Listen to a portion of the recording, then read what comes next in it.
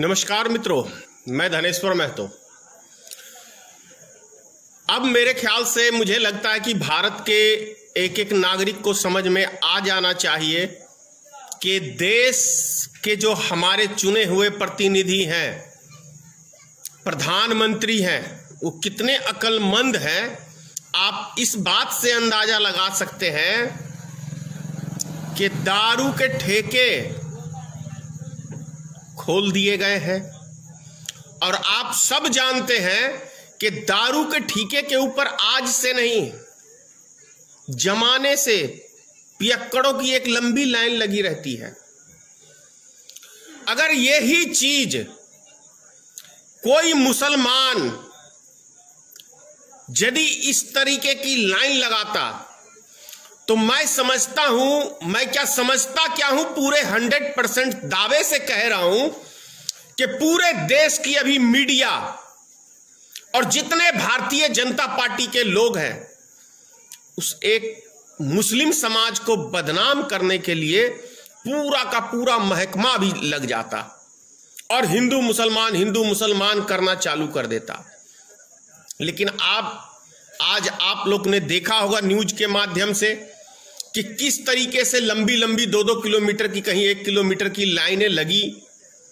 तो क्या इससे कोरोना वायरस नहीं फैलेगा?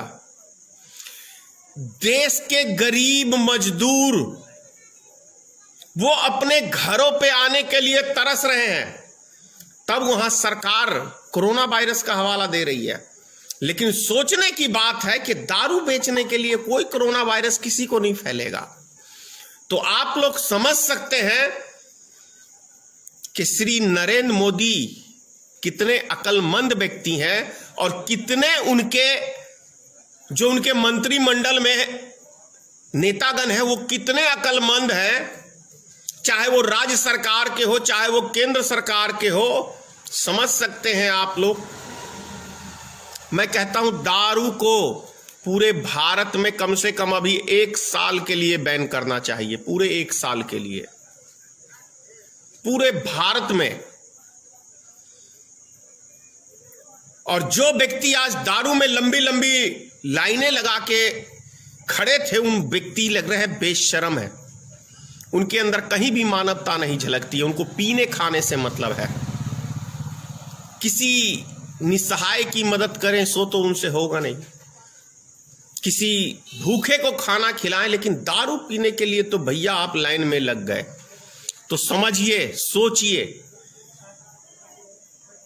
कि कोरोना वायरस ऐसे फैलता है।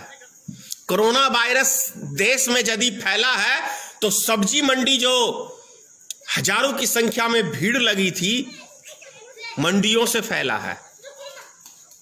भीड़ भाड़ वाली जगह से फैला है जहां पे सरकार कंट्रोल नहीं कर पाई, वहां से कोरोना वायरस और फैला है। हमारे मधुबनी जिले में नहीं था, नालंदा से ट्रांसफर एक महिला का किया बिहार सरकार ने, लेडीज पुलिस का, उसको कोरोना वायरस था। अब सोचिए कि लॉकडाउन के अंदर ट्रांसफर का क्या मतलब है। समझ में आ रहा है आप लोग को? मैं तो दावे से कह सकता हूं कि कोरोना वायरस हमारे देश के अंदर मास्टर प्लानिंग के तहत फैलाया जा रहा है।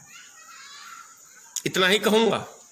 जय हिंद, जय भारतीय मित्र पार्टी, सीताराम। मां भगवती हमारी जो एक मूर्खों की जमात सेंटर में बैठी है उसको सतबुद्धि दे और साथ में राज्य सरकारों को भी सतबुद्धि दे, ऐसा ईश्वर से कामना करता हूं। जय मां भगवती, जय हिंद।